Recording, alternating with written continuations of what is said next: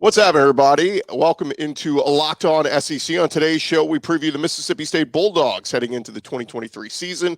We catch up with Bulldogs quarterback Will Rogers, find out how different this offense will look moving away from the air raid. Locked On SEC starts right now. You are Locked On SEC, your daily podcast on the Southeastern Conference. Part of the Locked On Podcast Network, your team every day.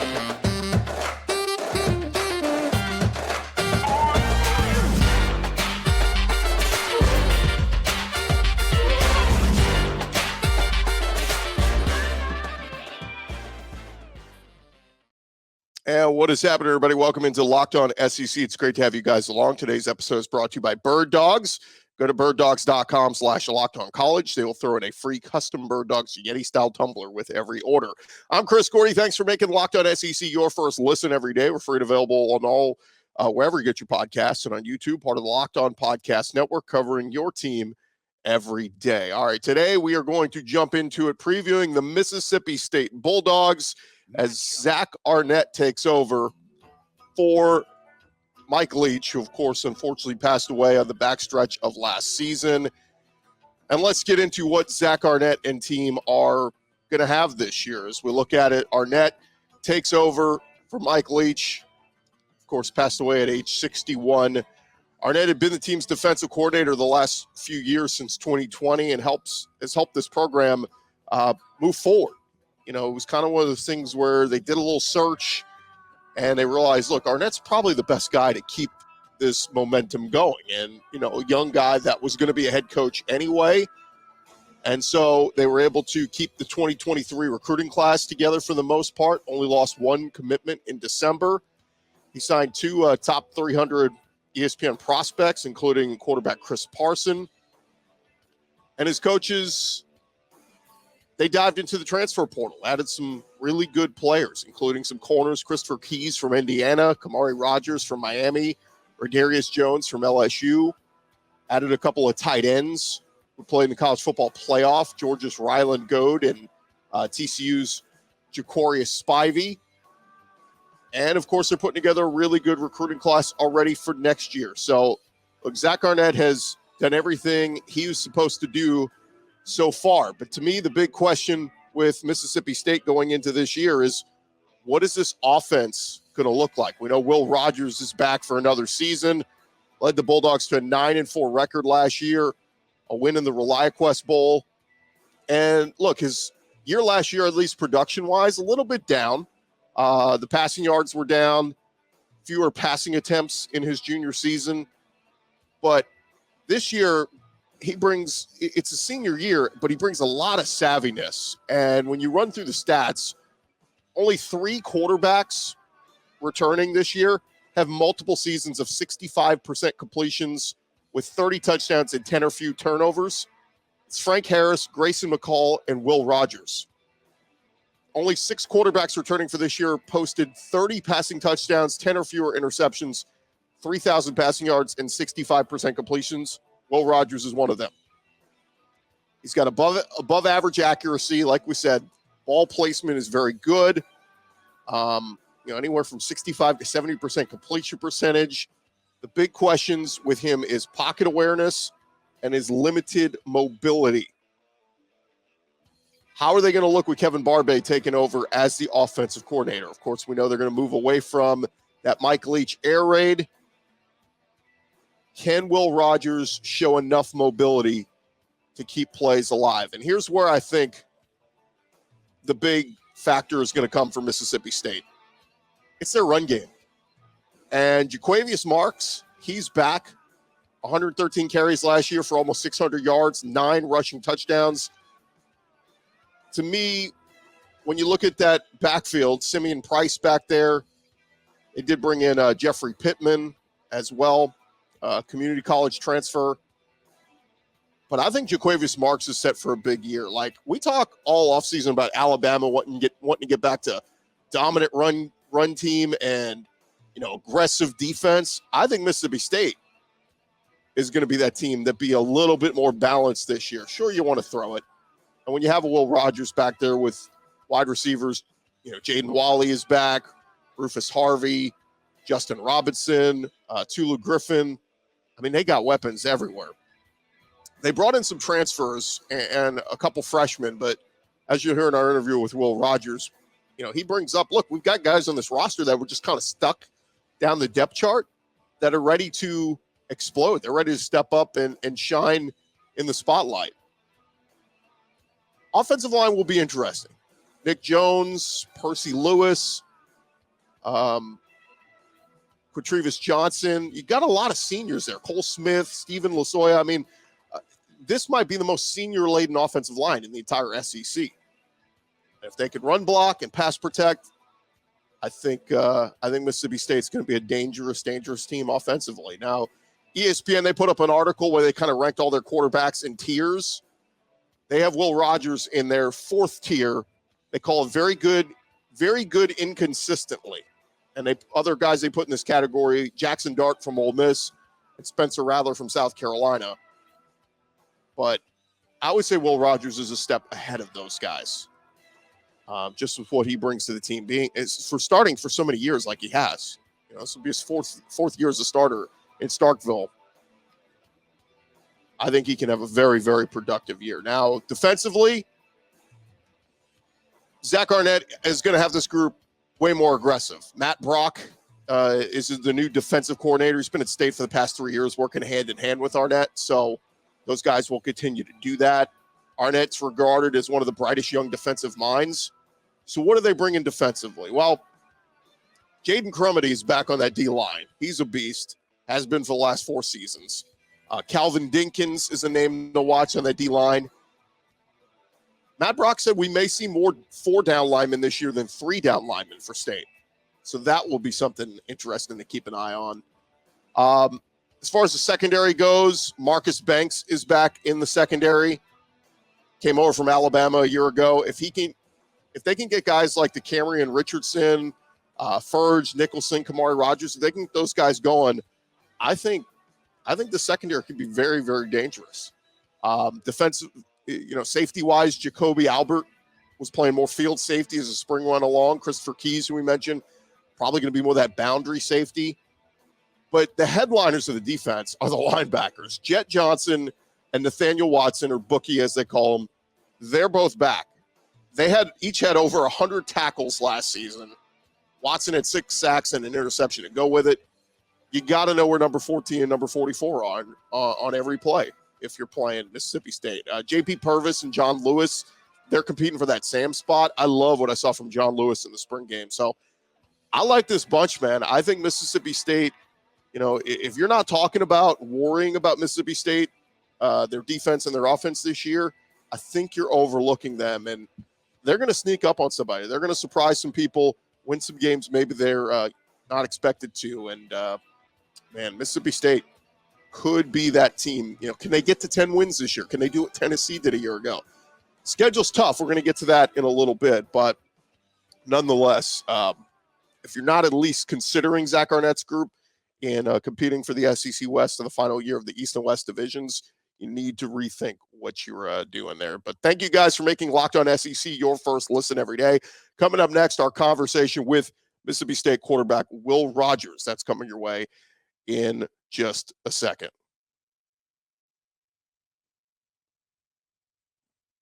First, I want to remind you guys this episode is presented to you by our friends over at Bird Dogs. Look, Bird Dogs continue to do what they do.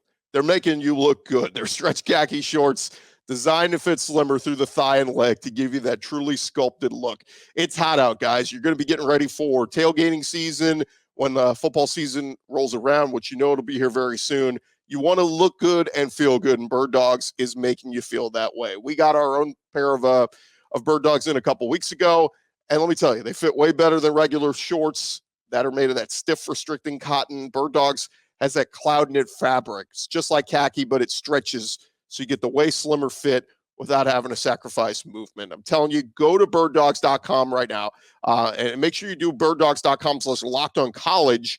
That's going to get you the free Yeti-style tumbler with every order. Again, that's birddogs.com/lockedoncollege. Get that free Yeti-style tumbler.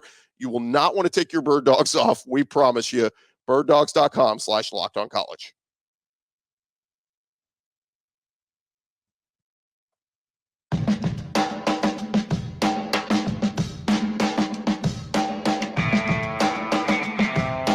Rolling along here, Locked On SEC. We're kind of continuing our season preview and mixing in some of our interviews that we got last week at the Manning Passing Academy over in Thibodaux, Louisiana.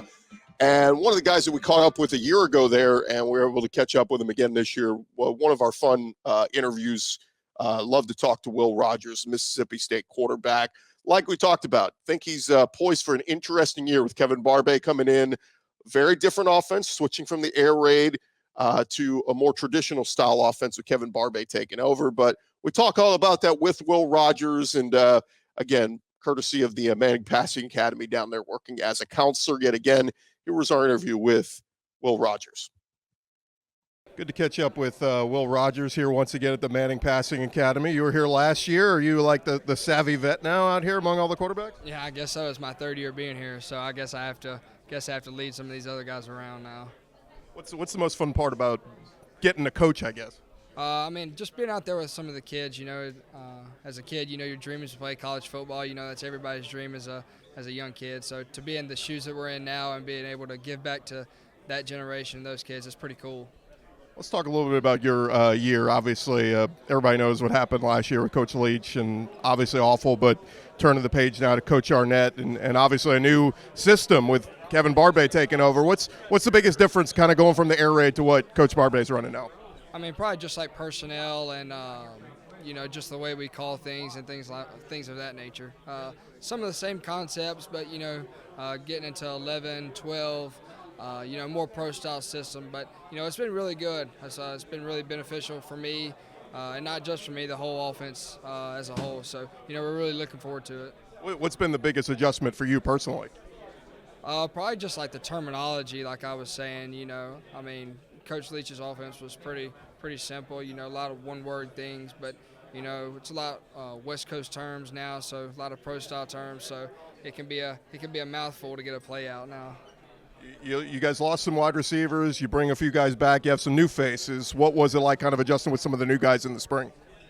I mean, we have some new guys, but, you know, I think we have a lot of young guys in our program who didn't play as much last year who are going to be some key contributors this year. Obviously, Tulu Griffin, what he can do in the return game, and then he'll be moving inside in the slot position. So I think he's bound for a good year. So we'll see. But with his speed and his playmaking ability, you know, we got to find ways to get him the ball. Yeah, I was going through my notes knowing I was going to talk with you today, my notes from the spring game, and, man, like, end arounds, get that dude out in space, right? Yeah, I mean, anytime you can get him the ball, you know, something bound is good to happen for the offense. So, you know, that's kind of our goal right now, is just to find ways to get our best players the ball and get them the ball in space. I think with Mississippi State, everybody was so used to seeing the air raid and the big passing attack, but it seems like, at least it sounds like, you guys want to run the football a lot more, be more balanced, and maybe this defense might be a little bit more aggressive, suffocating this year. Is that kind of what you saw in the spring? I mean, I think our defense has been like that in general. You know, they haven't changed their scheme up a whole lot. Maybe calling more blitzes and some more aggressive blitzes and things like that, but they'll always be the same as they have been for the past 3 years, and even the history of Mississippi State defensive players. You know, offensively, we do want to run the ball more, but we also want to play even games. You know, we don't want to run the ball into 7-man boxes and things like that. So you can expect a lot of RPOs, a lot of second-level reads and things like that. So I'm excited. I'm looking forward to it. Everybody, obviously, look, you've been among the league, you know, college football leaders in passing yards every year. If those numbers come down, though, that's not a bad thing, right? Because it could mean y'all are more balanced, more running, and that sort of thing, right? Oh, I mean, I really don't necessarily care about the numbers and things like that. You know, at the end of the day, I just want to win. That's all really I care about. So, you know, if I throw for 100 yards and we win, or if I throw for 400 yards and we win, I think I've done my job. Give me a thought on Coach Arnett transitioning to a head coach. What do you like about him so far? I think he does a really good job. You know, he connects with the players a whole lot. And then the main thing about him is he's a guy that wants to win. You know, he doesn't care about the flash, the outside media, maybe some of the fluff that comes along with college football. He doesn't really care about that a whole lot. He's in it for the winning business, and, you know, I can respect that. So I like Coach Arnett. I like how aggressive he is as a coach, and I think that rubs off on the team as a whole. One more thought on Coach Barbay. Do you feel like, I mean, is it more taking snaps under center, more pro style, and is that something that, you think maybe can help you heading towards the next level, right? Yeah, no, definitely. I mean, I was talking to Drake May, and I was telling him, at some point we're going to have to make the change from the air raid stuff and things like that and get into some of the pro style, under center, play action. So, I was just kind of thankful that, Coach Barbay's kind of introduced us to that. I think it's going to help me and only help me for years to come, hopefully, at the next level. So, when Will Rogers is not playing football, what are you doing in your free time? Man, if it's hunting season, I'll probably be hunting or hanging out with my family and maybe play a little golf. So that's about it, though. You're not everybody's always like Netflix and streaming stuff. You're not that kind of guy? Nah, I like being outside. Yeah, let's go do something. I don't want to sit around all day. So. With this going into your senior season here at in Starkville, is there one thing that you like, one great memory of your time in Starkville that's going to stand out throughout all the years? I think just the whole experience as a whole. I don't know if there's one specific thing that really sticks out. Just the relationships that I've built, on and off the field. But ultimately, the thing that I remember the most is just my teammates, especially the guys that have been there with me for 4 years. The Jet Johnson, Nathaniel Watson, Woody Marks, all those guys, Tulu Griffin. All those guys that have been there this will be our 4th year playing together. Just the relationships that we've built, it's pretty special. So, give me a guy offensively or defensively that maybe isn't grabbing the headlines, but is a guy that we need to keep our eye on this year. I say offensively, I think Xavion Thomas is ready for a breakout year. He obviously had some punt returns last year. He returned the punt against Georgia, but I think he's really ready for a breakout year at our Z receiver spot. So, and then defensively, I think Marcus Banks play our little nickel corner, slot corner, in our 3-3-5 defense. I think he's ready for a breakout year as well. He's been in college a long while, transferred from Alabama a year ago, but I think he does a lot of good things, and he's really, really smart defensively. Last thing for you, Will. What do you make of your schedule this year? And look, you're kind of out here with some of these SEC guys. I saw you with Joe Milton, and you got some SEC collection out here. But what do you make of how the schedule sets up for you guys? Oh, you're gonna play you get the gauntlet of the SEC West every year, so you're not gonna dodge that. But obviously, you go to South Carolina week 4 or whatever it is. So, the thing about the SEC is I think good teams are able to upset some teams at home, but great teams can go on the road and can play with anybody as well. So it'll be a challenge for sure, but the thing that I've learned about playing in the league is you have to take it 1 week at a time. You can't look ahead because you're capable of being beat every single week. Well, great stuff, man. Thanks for the time. Sir, thank you. Have a good one. That again, Mississippi State quarterback Will Rogers. We really appreciate him taking some time out with us, and here's hoping he is poised for a big year. Thank you guys again for making Locked On SEC your first listen every day.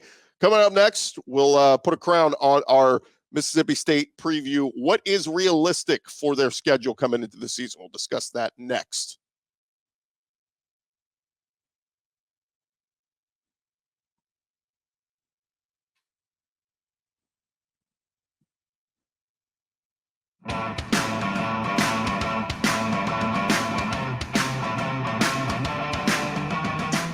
Continue on here, Locked On SEC, doing our season preview going around the conference. And today we are doing Mississippi State.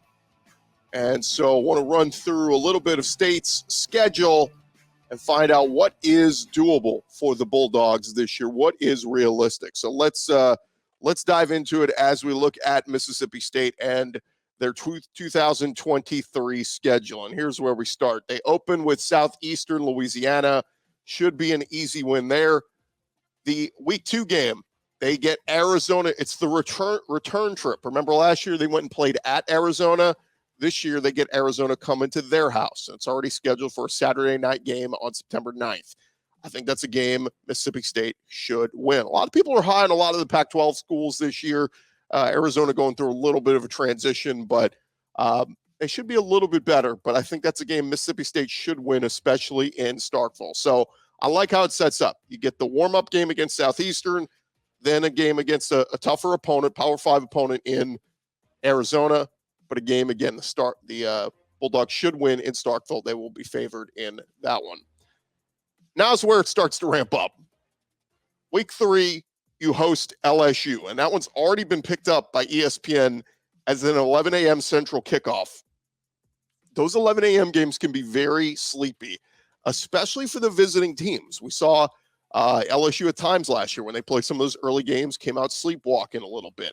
If Mississippi State could come out and establish early that run game, that defense, those linebackers we talked about already, got to play sideline to sideline when you're playing a quarterback like Jaden Daniels, Nathaniel Watson, Jet Johnson, and whoever the Sam linebacker is going to be, have to contain Jaden Daniels. They can do that. Mississippi State has a chance to pull off an upset in week 3 right there. We'll say LSU pulls it out, but don't be surprised if that's one that State can win. Week 4, they go to South Carolina. Again, we talked about it, that you bring Spencer Rattler back. They've got a lot of weapons back. Shane Beamer's done a great job of recruiting, and you got to go on the road. It's a tough place to play in Columbia, but Mississippi State, can they come with enough offensive firepower with Will Rogers? And like I said, the run game, that's another one that I would put at 50-50. I would say Mississippi State has a chance to win that game in South Carolina. Maybe what we'll do here is say they split. Maybe they either pull off the upset at home against LSU and lose at South Carolina, or lose at home to LSU but go on the road and get a win at South Carolina. So we'll put them at 3-1 going into the final week of September. Final week of September, September 30th, they play host to Alabama. Now, it's hard to know what Alabama is going to be right now because we don't know who their quarterback is. So it's a little difficult. But we know the Vegas betting odds, they're always going to side with Nick Saban. And so you think that's one that obviously Alabama's going to be favored in. Can Mississippi State finally do it? Look, they've had so many years where they've been, like undefeated or one loss going into the Alabama game, and they just, get it handed to them. Like last year, the offense with Will Rogers and company can only score 6 points. They get, beat down 30-6. But look, Nick Saban and Alabama were so good at containing the Mike Leach air raid. This is a different offense. What does Kevin Barbay bring to the table? Mississippi State, can they keep it close with Alabama? I don't think they'll win, but I think they can keep this one close. Maybe have a chance late, but we'll give them a loss there. We'll say they're 3-2. The next week, October 7th, they host Western Michigan. That's a win. Move to 4-2. The next 2 weeks or you get a bye week, and then October 21st and October 28th on the road at Arkansas and then at Auburn. Again, Arkansas doing a good job with KJ Jefferson back, Sam Pittman trying to keep that momentum going. And then the week after, Hugh Freeze, year 1 at Auburn, but never easy to go on the road at Auburn. We don't know if those will be day games or night games, but let's just say for argument's sake, Mississippi State splits those. Let's say they pull off a win either at Arkansas or at Auburn. That puts them at 5-3 heading into November. November 4th, they keep the quote-unquote rivalry game going with Kentucky. I think that's one Mississippi State has to win at home, although we do know Kentucky will be a little bit improved with Devin Leary and offense coordinator Liam Cohen back. That'll be one Kentucky is expecting to win, but that one should be a good quarterback battle between Will Rogers and Devin Leary that night. Again, right now, just kind of handicapping it, would say it's a 50-50 game. Maybe we give the Bulldogs the edge being at home in Starkville. So we'll give them a win there. That gets them to 6-3. November 11th, got to go to A&M. Kyle Field is never an easy place to play. And although, we don't know if this thing is going to blow up between Bobby Petrino and Jimbo Fisher, it's a tough place to play. So we'll give the Aggies a win there.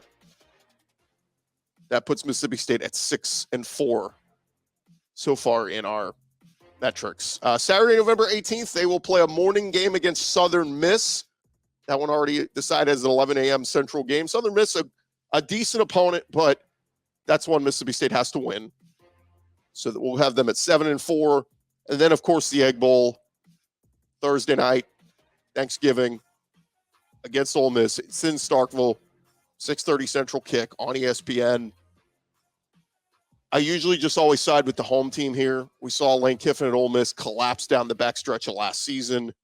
So we'll give the Bulldogs a victory in that one. So 8-4, I would say that is a pretty strong year one for Zach Arnett and crew. If they can go win their bowl game like they did a year ago in the ReliQuest Bowl, that'll give them to 9-4. And basically exactly what Mike Leach did a year ago. They're building some momentum, putting together a good recruiting class for next year.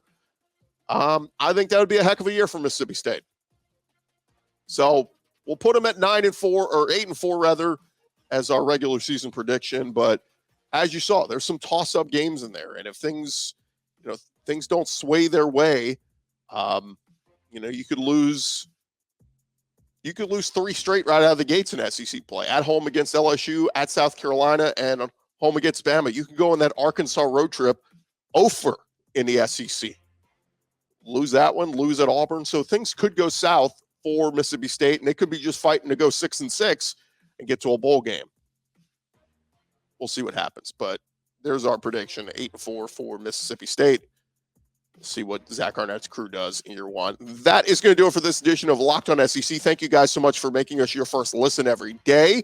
Shout out to our everydayers. Check us out tomorrow as we'll continue to go around the conference, previewing different teams. And again, shout out to Will Rogers for joining us at the Manning Passing Academy. Always appreciate conversation with him, talking all things football.